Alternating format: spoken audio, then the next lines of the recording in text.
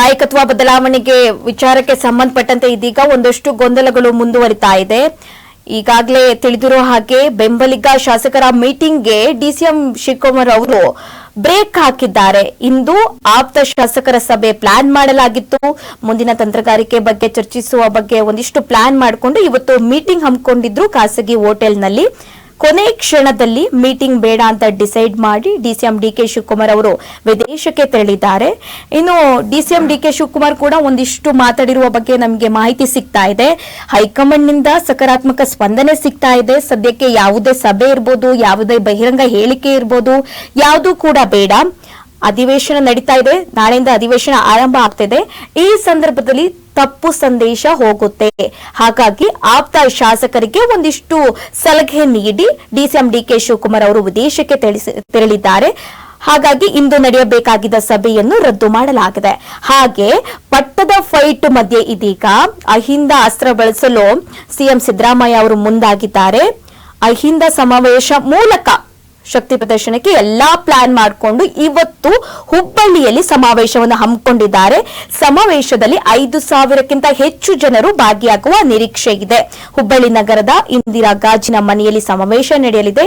ಕಾಂಗ್ರೆಸ್ ಹೈಕಮಾಂಡ್ಗೆ ಸಂದೇಶ ರವಾನಿಸಲು ಪ್ಲಾನ್ ಮಾಡಲಾಗಿದೆ ಅಂತ ಕೂಡ ಹೇಳಲಾಗ್ತಾ ಇದೆ.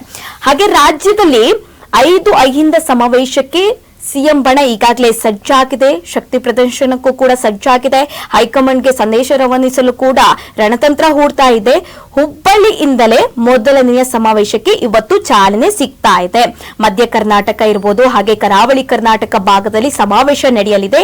ಹಳೆ ಮೈಸೂರು ಭಾಗದಲ್ಲೂ ಕೂಡ ಸಮಾವೇಶಕ್ಕೆ ಎಲ್ಲಾ ರೀತಿಯ ತಯಾರಿ ನಡೆಸಲಾಗ್ತಿದೆ.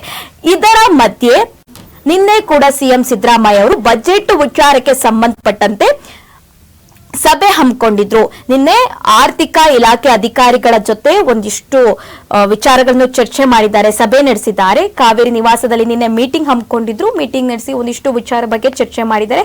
ಅಧಿಕಾರಿಗಳಿಂದ ಕೂಡ ಮಾಹಿತಿ ಪಡೆದುಕೊಂಡಿದ್ದಾರೆ. ಮೊದಲ ಹಂತದಲ್ಲಿ ಸಿಎಂ ಸಿದ್ದರಾಮಯ್ಯ ಅವರು ನಡೆಸಿರುವಂತಹ ಸಭೆ ಇತ್ತು.